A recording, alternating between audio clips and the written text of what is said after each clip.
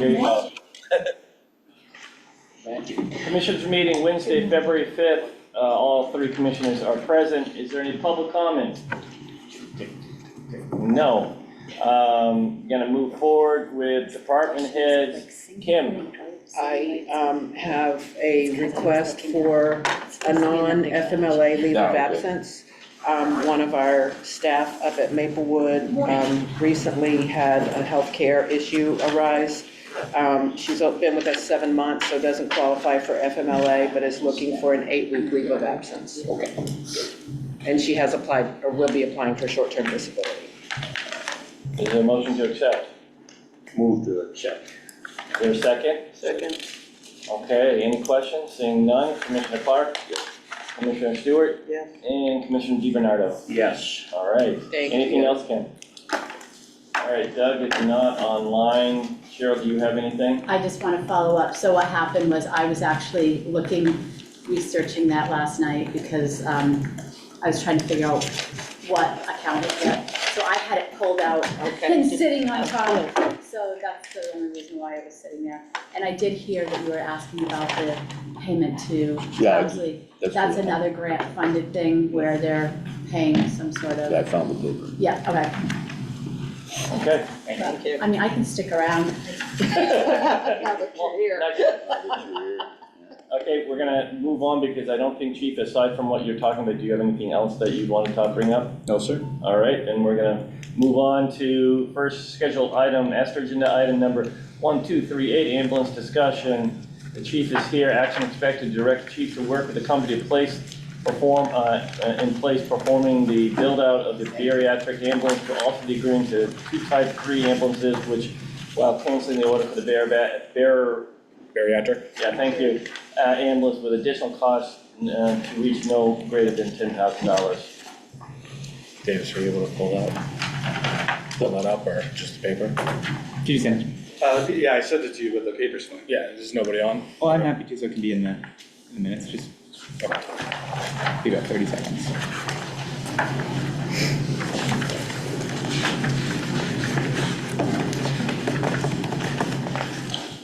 All right, you can start going, finish up. So I'm just gonna have Captain Cummings, he's been working with me as well as Deputy Atkins, but Captain Cummings has done a lot of the legwork on this. He's been one of our direct communication people with Greenwood, who is the provider. So he has created most of this presentation, and we're gonna let him explain it to you. Thank you. Good morning, Commissioners. As the Chief has said, my name is Captain Cummings, and I serve as the Fleet Manager for Cheshire County EMS. When Cheshire County EMS was established, it was based on the expectation, supported by our available data, that our service would primarily focus on interfacility transfers, operating at a nearly 100% interfacility transfer volume. This would include transferring patients from Cheshire Medical Center to other hospitals and different care facilities. However, our actual call volume has proven to be significantly different. Currently, approximately 65% of our calls are emergency responses, while only 35% of our calls are these interfacility transfers. Due to the information available at the time, Cheshire County utilized ARPA grant funding to purchase 6 brand new ambulances. 1 Type 3 ambulance, which is our Ambulance 1, 3 Type 2 ambulances, which is Ambulance 4, 5, and 6, and 2 Type 1 ambulances, which is Ambulance 7. We have the different ones there. These correlate to the slides you have in front of you as well. And you have a better view up here too. Yeah, we have them up on the TV now. It's prettier up there. All right, keep going. So the bariatric ambulance, however, has yet to be built by Wheeled Coach. And since we began operations, we have not identified a substantial need for this specialized vehicle. While the country has seen an increase in bariatric patients, Cheshire County has not experienced a corresponding rise in demand for bariatric-specific transports.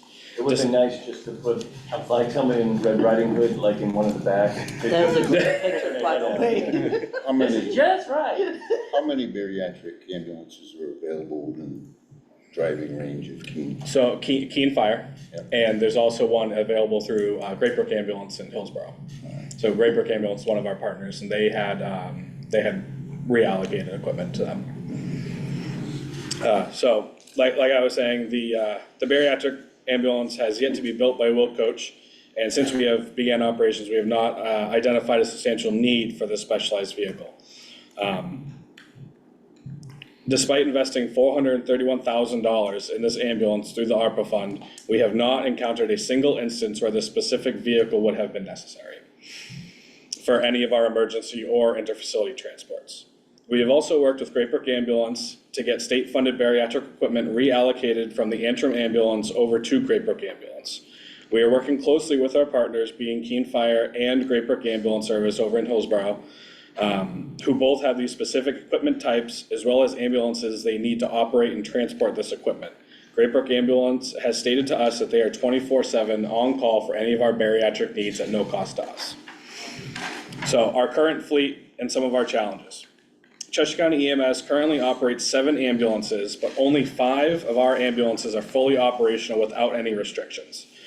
Some of our restricted ambulances include Ambulance 2, which is a 2014 Ford E450. As of today, sits with 195,537 miles and is held in reserve due to high mileage, frequent mechanical issues, and overall unreliability. Ambulance 3 is a 2002 Ford E350, and as of today has 115,768 miles. This ambulance is completely inoperable due to electronic failures that render it unable to start and or respond to calls. When did that happen?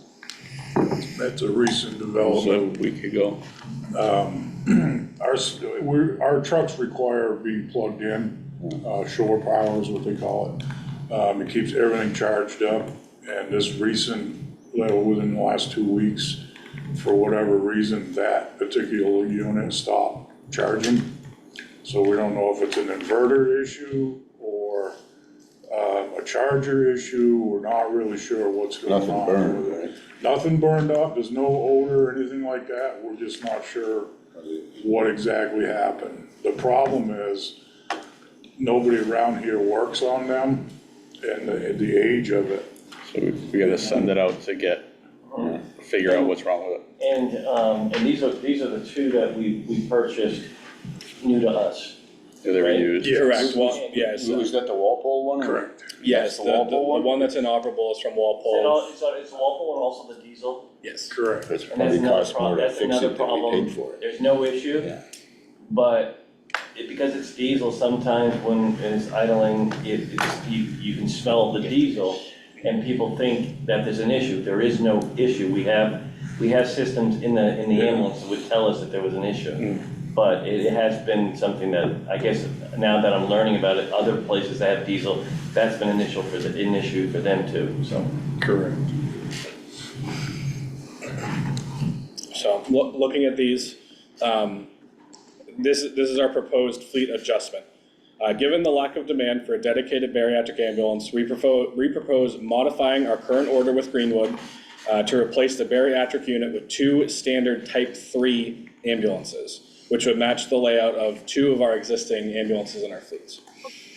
This adjustment would allow us to replace ambulances 2 and 3 with reliable and fully operational units, significantly improving our response capability and reliability. Both the ambulances we're looking at to be the replacements. They're both slated for delivery November of 2025. But right now, we do have a very limited window to finalize this order to make necessary modifications, as well as ensuring that the chassis matches our existing fleet to maintain the consistency for our maintenance and operations. Okay, so this is a question I always wanted to ask about the boxes. How interchangeable are those? I mean, do we have to buy a whole ambulance, or can we just use the box? Perfect. So there is a process, it's called remounting. That's where, so you look at the box, we refer to that as a module, and then the cab of it and the frame acts as that's the chassis. So remounting is the process of taking that module off, refurbishing it, rebuilding, replacing whatever you might have to, getting a brand new chassis, and just mating the 2 together. That's a process that you would do, 2 to 3 times, depending on what unit you buy. Would these be a candidate for them 100% because we're buying them brand new? But the secret to that is that these would be, the others would be, we would have to actually pay a full price for for them to go through this process, the ones we have currently. But the ones we're purchasing today would be candidates for this remounting, correct? The ambulance 2 and ambulance 3, well, ambulance 3 is not a candidate at all because of the age, with it being a 2002. And then we did look into ambulance 2 pretty extensively to see if this was an option, and we basically were pricing out a brand new ambulance just to do a little So bit we extra can't work. use our boxes that we have right now? Yes. Okay. As well as this, the current money, the 431,000 is already to this company. So it's just a matter of reallocating, instead of buying that one specialty care unit, just split it into these two more operationally and cheaper to operate vehicles to replace these two aging units. Right, so the new boxes and the old boxes have the same equipment though, that our supplies and all of that stuff. Correct, yeah. So the cost for these two ambulances is $220,000 each.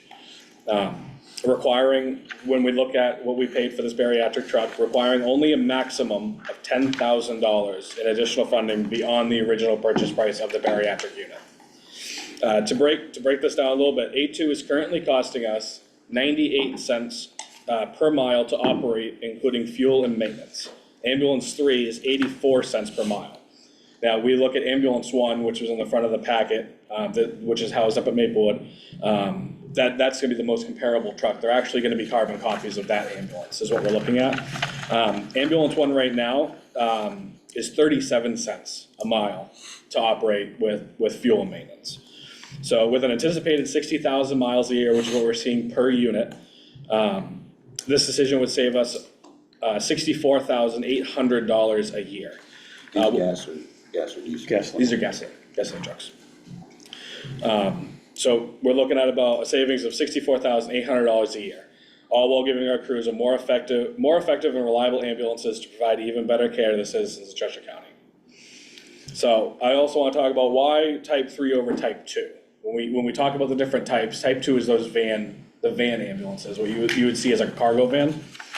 Originally, our service was structured as a primary inter-facility transport agency, which led to the purchase of these Type 2 ambulances that you see on the far right there, which led to the purchase of the Type 2 Ford Transit vans. However, since summer of 2023, Cheshire County EMS began responding to a significantly higher volume of high acuity emergency calls, including traumatic injuries from falls and car accidents, cardiac emergencies, including cardiac arrest, and critical care transports out of Cheshire Medical Center requiring multiple advanced medical devices like ventilators, medication pumps, cardiac monitors, very big bulky items. So we look at the vans, the limitations of the Type 2s. We have restricted patient access. The Type 2 ambulances provide only two-sided patient access, making it difficult for multiple providers to perform life-saving interventions in high-stress situations. Up top here, this was my shift, A shift. These are mock scenarios. These are not actual patients, but we want to, this is a very familiar scene for us, having 4 people in the back of an ambulance. It could be 4 providers from Cheshire County, or it could be 2 from Cheshire County and 2 from any of our surrounding towns that we service. Just the amount of people that it requires to really help one of our patients. So we look at space constraints. The narrow interior leaves very minimal room for movement, especially when additional personnel are required. And our safety concerns are providers struggle to remain properly seat belted while delivering care in one of these situations. So we want to look at the advantages of a Type 3 ambulance. So this box that we're looking at right now, these are the ones that we're looking at ordering. We have 2 of them currently. In these Type 3s, we have full 360-degree patient access, improving clinical efficiency. We have more interior space for providers to work safely and efficiently, and we also have the built-in countertops and more storage for our advanced medical equipment. So I'd like to wrap it all up. Replacing the bariatric ambulance with 2 fully functional Type 3 ambulances will significantly enhance our ability to meet the demands of our communities while maintaining the fiscal responsibility that today's world and our stakeholders demand. The decision aligns with our current call volume trends. This improves provider safety and overall ensures better patient care in emergency situations. So I would like to say I really, really appreciate your time today, and I'm happy to take any questions you guys have for me. Okay, as far as fleet management goes. Yes, sir. You must have a declination of all the ambulances we have and the condition they're in. Correct. You know, so as far as rotation goes, these two new ambulances are gonna take, what, a year and a half to get here? No, these are slated, so these are, they're stock units, so they're what the dealership ordered beforehand. Okay. So these were ordered, long before I learned about them, so they're slated to actually arrive this November. Okay, so how much longer after this, we get these, we'll be looking at rotating another one? So we're already working with the county administrator to come up with that plan. And one of the things that we are actively looking at is remounts, which would be at that lower cost. It's just right now, the reason why this is being brought to you before that plan is because we have that money. They're about to start building a unit that I feel and we feel that we no longer need. And our immediate need is more of replacing those units with these by using that money. And then we are working on that capital improvement plan so we can start spacing these out. So instead of having to replace all 6 ambulances at once, we'll have these 2 new ones, we'll put this one in, and we'll be actively looking at remounts. So are you thinking every other year? My anticipation on, with the current mileage, it'll be, we're trying to get it to, it's where it's 1 per year, So you're talking about another one in 26? possibly. Is that a remount or a whole new ambulance in 26? We're looking at both options, we're working with county administration on that, but more than likely for cost savings, it would be remount. Yep. The problem, we have to, it's, the upfront is hard, because we purchase them all at the same time, so therefore, and they're all getting equal miles. So what we're trying to do is reserving some so that we can space them out further while anticipating. So although in 26, it may be 1 or 2, right? Depending on how we land on that, what we decide to bring to you for a proposal. But our goal is to then space those out where we're not replacing them all at once. So you put some at rest. So the bariatric is already paid for, though. I mean, we've got the money. Yeah, we earmarked, the Yeah, $431,000 that was already given, oh, sorry, Chris. We had to designate it before December 2024, so in early 2024, we had the commissioners vote to be able to do that with the ARPA monies, and so it's there. So you did say that you would need an additional $10,000 to make the purchase of the A max tank? of, we anticipate it being $8,700 and change, but we're requesting a maximum of $10,000. We did look into whether or not we had any credit with Greenwood, because there was we thought we had an additional. It was worth a try. It was worth a try. However, when A7 was built, that credit was used for additional costs back in. Okay, so Well, that this, wasn't crazy. No, so this is all in, lettering and everything? that is ready to go. We would have to move the equipment, such as the auto load, out of A2 and A3 and mount it in. Yeah, but we already have that. Yeah. We already have all that equipment, so we're not looking at new cardiac monitors or stretchers or anything like that. So the short version of the ask today is to repurpose the money that was designated for the bariatric, move over to buying 2 new ambulances of a different type, and an additional $10,000. Max of, yes. Okay. Yep. That was much quicker than your version. We wanted to I had to work on that. You did a good job. I've never been here before. I had to give it a try. Her version wasn't even an elevator. I know, right? It's like cut to the chase speech. You did a good job. No, I appreciate the pictures. Hearing the presentation as well, it sounds as if we're already gonna have the $10,000 savings from. In 2 months. In 2 Yeah, months. I mean, Right. granted, we might be stretching it over a different year, but it sounds like Right. it's, savings. And we are looking at infant stages. I can't give you any definitive numbers, but obviously A2 and A3 are still assets that we may be able to,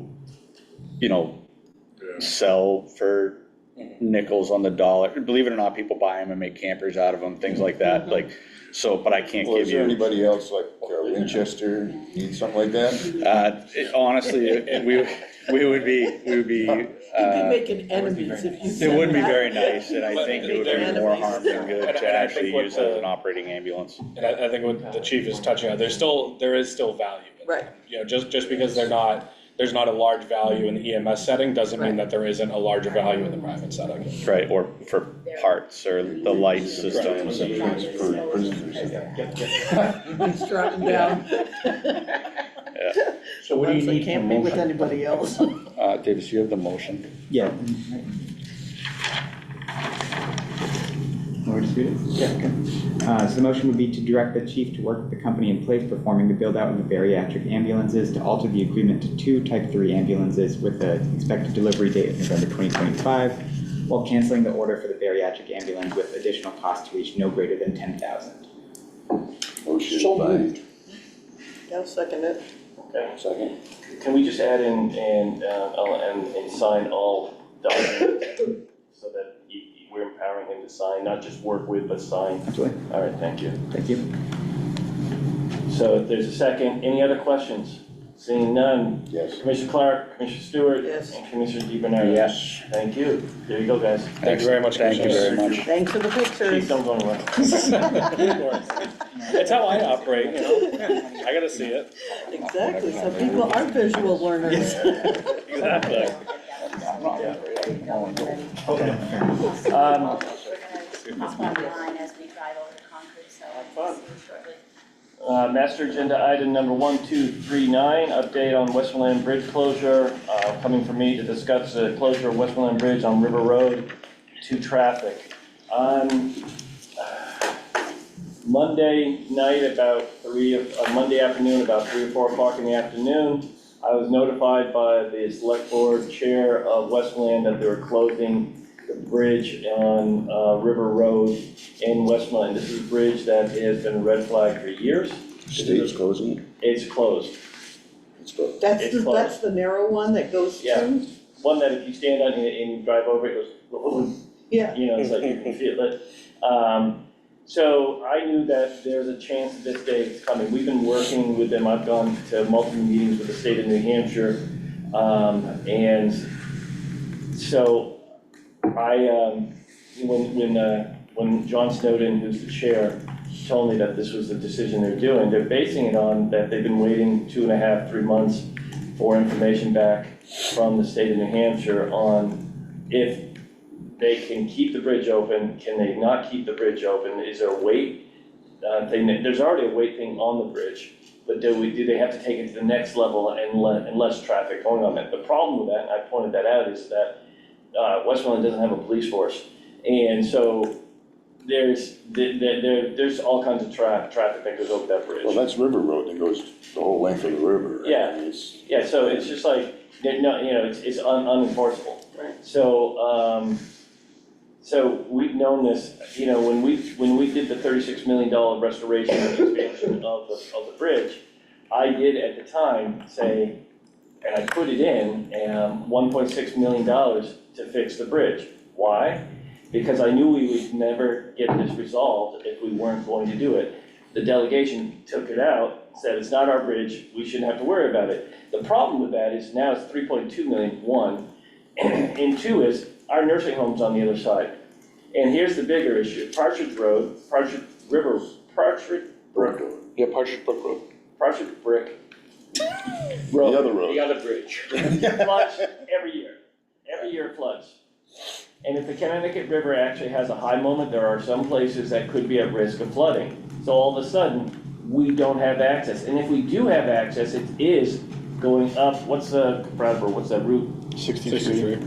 Yeah, Route 63, but it's the highway, I mean, we're going to highway over to 60, I mean, it makes no sense at this point, but that's what we have to deal with now, because we wouldn't have the access because of flooding. So I've asked to have a Zoom meeting, I've asked that Senator Fenton, yourselves, the delegation representatives for Westmoreland, all be present. I have not asked for the select board yet. And there's a reason for it, and I can say it here too, is that we don't know what how we're gonna move forward. One thing that we need to do is we need to get in front of the governor's desk. We need to make sure she understands that this is a high priority because of the nursing home on the other side of the bridge. So that they can move that up in the funding stream even quicker. That's one. And two is, it's gonna be either an 80-20 or a 90-10 split. That's how the state does it, right? So that means Westmoreland, because it's Westmoreland's bridge, has to come up with that. That's about $800,000 now. Could have been a lot less if they'd done back in the day, but they didn't. And so Westmoreland says they don't have the ability to, put that up. Is that gonna fall back on us? Does that set some type of thing? Well, we don't have any other properties that I can think of where if something closes down and the bridge is closed down, it affects our work. So it is gonna be an interesting discussion. Or do we take another route and tell Westmoreland, you need to do it, and we end up going to, in some legal action?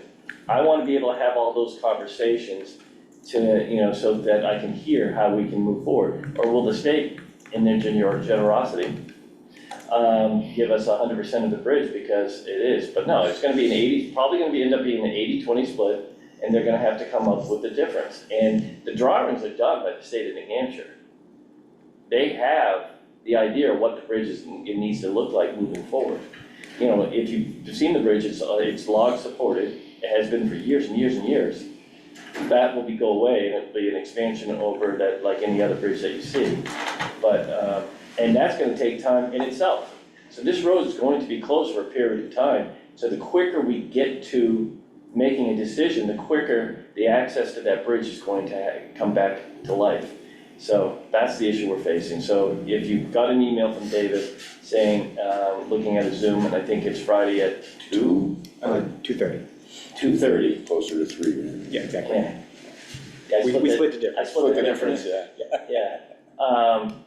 Then we're going to talk about all these opportunities. In the meantime, I've asked John Snowden to give me a page overview of all the work they've done, where they stand with things, and what some of the issues that he sees, so that we can, and once we receive that, I told him I had to have it by today. So once we receive that, we'll send that out to the group as a whole. And Senator Fenton has said that he'd be on the call at this point through his person. So that's where we're at. I just want to make you aware of it. But it happened on Monday, and so Tuesday we started putting a strategy together, and then. What happened that they changed, that they closed it? Was it just some decision that? They were uncomfortable with the plows going over the bridge, plowing the bridge. And he said, we're not gonna plow it. So if we're not gonna plow it, then we're gonna close the bridge. And I said, wish we had a little bit more notice, but I was able to then call Catherine, give her notice. They put a thing out on their systems to alert people to go other routes. So Or does just that keep mean- driving farther down the road and take Parchment Brook. And then I talked to Mark to make sure his people knew. And, So does that mean that in the spring, it'll open up again? Or is I it? asked that, I said, is this temporary? And he said, if I have my way, no. And I think they are worried of the risk to the town. I also think it could be a call to bluff. We're getting everybody together, we're gonna force this issue, and how are we gonna end up getting this done? I could be wrong, but Well, I'm just concerned if there wasn't an event, like somebody drove a truck over and went, whoa, or something like that, then what all makes the a sudden tests, change? all the tests that are coming back from the state of New Hampshire, because they've been looking at this for a while. Yeah. In the last 2 years more so. But this isn't a thing that, probably when I was first hired, this is a thing I've been dealing with, and I've done countless Westmoreland town select board meetings, saying, what are you guys gonna do about the bridge? We are keeping it here in Westmoreland. We're not moving it to Keene. We're gonna invest $36 million. What are you doing about the bridge? And, Dan Eaton and I both heard them say, we will take care of the bridge. They're now saying there was never a promise about that, but it's neither here or there. We're here. And so And we know that they've slowly been putting away $25,000-$50,000. Well, in that theory, we'll never get there because the price is just gonna continue to go up. So that's where we're at. So the selectmen closed it, not the state. No, the select board did, waiting for the decision from the state of New Hampshire. And they reached out to the New Hampshire, to the state of New Hampshire multiple times and weren't getting any response. So they said, we're taking action ourselves and they have the authority to do that. It's their bridge. Okay, but Terry was speaking to, if there was no event and it just needed to be shoveled, should be able to work out something that you could open it back up. That is part of the reasons I want to pull everybody together and say, is there an opportunity for us to, see if once the spring hits or once the snow melts away, can the bridge open back up? It's probably not a bad idea then to get together and finally start the process. Right, so I wanted to have us have an opportunity first, prior to a group as a whole meeting with the select board, or a group out of this, So you don't know if the select board itself is in the same position of let's do something and resolve this, They may just, let's start I something. know what I was told, Okay. and I know that he said it is closed, and I said, is this something that's temporary? And he said, if I have my druthers, the bridge is unsafe in all reports that I'm seeing, and we will maintain it being closed until we come up with a solution how to fix it. It's already been posted, no trucks? Yes, it's blocked off. No, I mean No, before. prior to that, Yeah. I think there was a weight limit We've on it. actually, There was all of our 10,000 ambulances, Yeah. 10,000. 10,000? we've been avoiding it for, First week in November, we were First, yeah. notified about it. but the other, and I may be speaking out of school, but living in Westmoreland, Partridge Brook Road does flood regularly. Yeah. That is, and it's impassable. There'll be 2 feet, 3 feet of water over that road throughout that entire cornfield area. So that will create an issue if that bridge remains closed and this isn't resolved in some way. And we actually had a Gotta go all the study. way to West Chesterfield to get to anything, right? It'd be a trick. Yeah. If that's better. We had the state actually come in and take a look at it, and there's ways that they could actually, if they're gonna do the work, they could also do something that all they have to do is just raise the road. And that's all, they just, but it keeps the water on one side, keeps the water on the other side, and the road is fine. Is there a helo pad or something up on the hill by the nursing home? There's multiple large fields right there. So you could, if We you had- could land, I mean, Yeah. if the flood comes and both roads are flooded or something, all right. it would probably be more of if we had to get there, like a water rescue task force versus like a helicopter or something like that, it would be a to-do. Thank you. Yep. So, the discussion, Okay, that's where move we're at. on to the discussion, and I agree with you as far as avoiding the selectmen at the moment. Yeah. Just wanted you guys all have an opportunity to talk first, and then see what the short-term, long-term strategies would be, moving forward. So, okay. Gonna keep on moving on,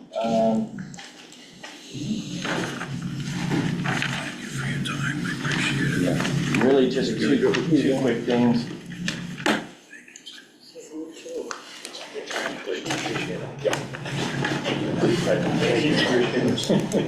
Yes, pictures. Just make you aware, there's certain things that we attend, and the commissioners, you have in the past attended. This is another one, the Greater Monadnock Collaborative Chamber Gala, which is in March. We usually, in the past, we've had, Commissioner Clark, Commissioner Wozniak, Commissioner England. And wives. And wives or husbands, if they choose to, attend the gala. It's usually about anywhere between a low of 300 to a high of about 450 people coming together. There's about an hour and a half of schmoozing. And then there's this year, we're going back to the old way of tables and people sitting and awards given out for Business of the Year, for Nonprofit of the Year, Citizen of the Year. And it's held at Keene State College. And it's countywide, and that's why we always think it's important that the commissioners attend. What's the show? It's, and they're introducing it's called magnifying,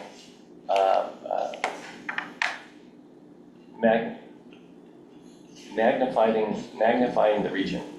And it's about all the work they've been doing to promote the region and changing it over to, I mean, it's pretty amazing the work they've done to really promote the region in this area over the last few years. And it's a lot of it's because of the work and the funding that we've been able to give them, because the commissioners at one point said, what can we do? And I said, well, we shouldn't be doing anything. We should be looking to others to do it for us.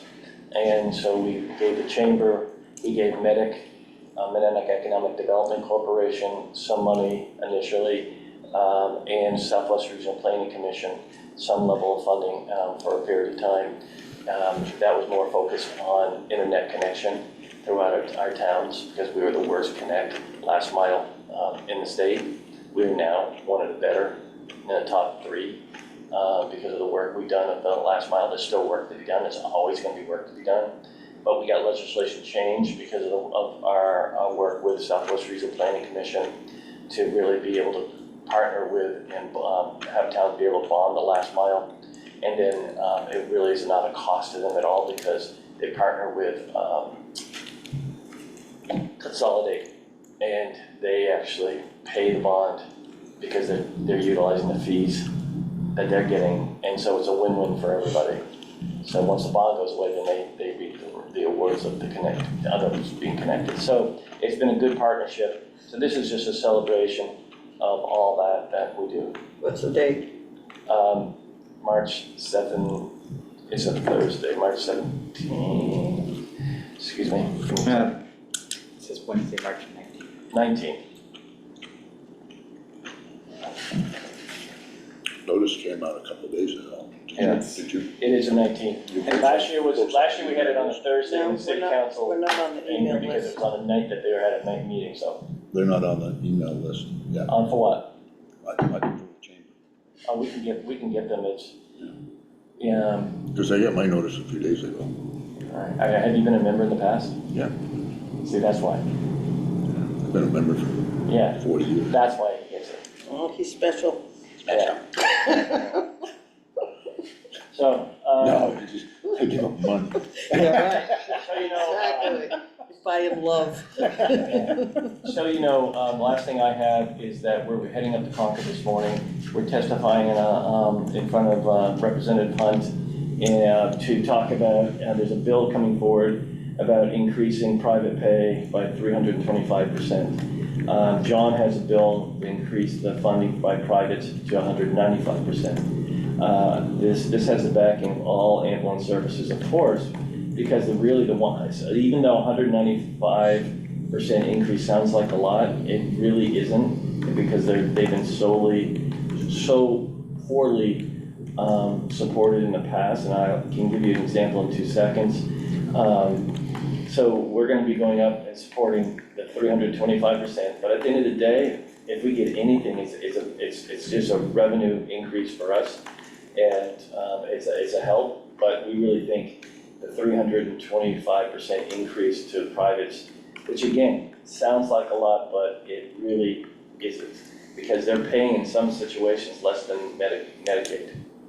Well, 300% increase at one is not a lot of an increase. So Yeah, it's a big number when you say, Yeah. people Yeah. use statistics to shape a thought. And if you're starting from 0, you're not getting much. We did a BLS emergency call, and we have a base rate of $1,800, okay, for that call. We also, this call had $177 worth of mileage added on, so it was a total of $1,977. We received from Blue Cross or Anthem, we received a check for $326.06. That's 16%, okay?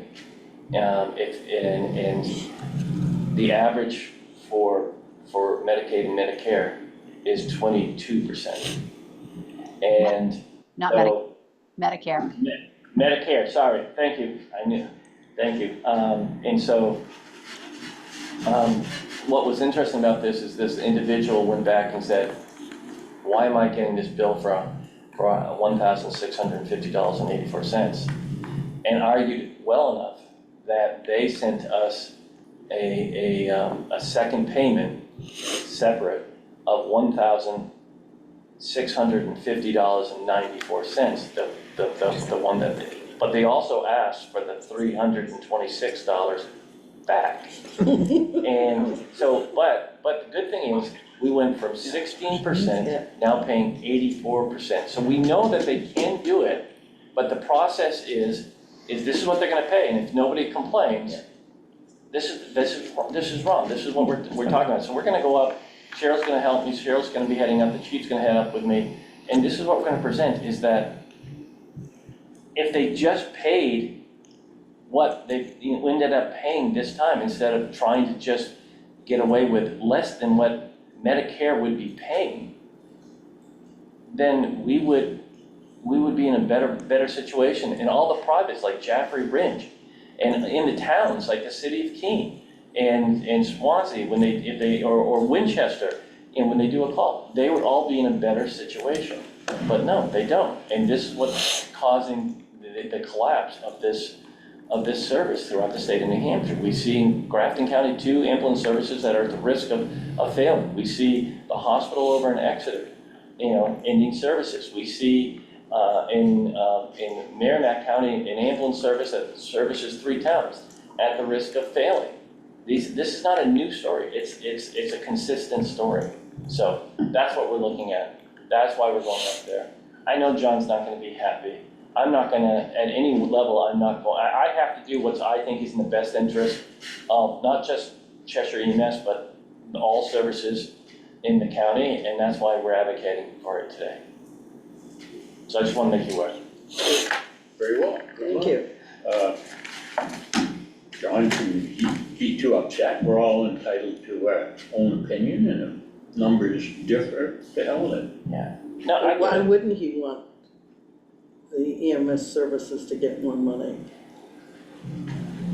That would be my question. If we can go for 350, why wouldn't we take that step? Well, we have to remember something too, and is that this is a 3-legged stool, okay?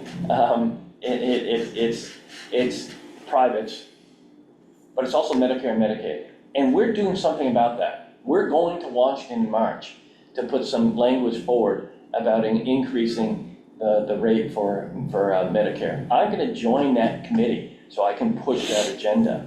You're gonna have an opportunity to join committees down there. You may choose something different, you may be something similar to what I'm doing, but the bottom line is that we're gonna get active in this, that we've met with Senator Shaheen. She's aware of these concerns. She's willing to hear us out and see if there's something that she can do more about it. That, this is what we're supposed to be doing. So we're not just sitting around saying, privates, you need to pay more. We're saying everybody needs to pay more to get out of this crisis countrywide. So, we'll see. That's what I have. We're gonna be leaving. Davis is gonna bring this home. So no pressure, but that's, pretty much everything else is normal. There's a chance for a pay raise, David. A full coup, actually. Exactly. Maybe new perk. Exactly. Why is my key not working? Yeah, are you the sheriff on my side? Absolutely, thank you. Okay, we're gonna approve the consent agenda and the minutes of the last meeting and then adjourn. Just a couple Pretty of other much. things. Aye. And you got a new hat. I did. It was my birthday yesterday. My daughter sent it for me from Wyoming, so from Jackson Hole, so. Now you need a shotgun. Yeah, this is very chic out there. Yeah, that's me, chic. Commissioners, thank you very much. Thank You're you. welcome, chief. You dropped something? Oh, yeah. So no old business or no new business. Slightly old business, also the calendar business. The date that we chose for the Commissioner's Barbecue, even though it's 8 months out, was booked already by the food service program. So we're looking towards a different date, and although it is close to Labor Day, seems like August 27th would be the next best option. Would that work for you guys? Can't go any other direction? We could go earlier too. It's just some people tend to be gone early August, is what I heard last time, but All right. if you guys wanna go earlier into No. August 13th is another option too. Whatever works best for you three is all that's important. Gonna have to get back to you on that. That's fine, I mean, 8 months out, we got some time regardless. So if you guys wanna look at your calendars and we'll address that next week instead. That sounds great. And then just next up would be approving the minutes, which you might have already did pretty quick there, but any changes? No changes from I didn't have any missing words this time, I double checked. Move to accept the minutes, previous meeting. And second them. Aye. Aye. Aye. And motion to accept the consent agenda, the consent agenda, the manifest. I think you guys are all set on that, just like the both. And then lastly, next week we are back here, longer day next week to make up for this shorter day. But now just a motion to adjourn. So move. Second. Aye. Aye. Fantastic. That's it?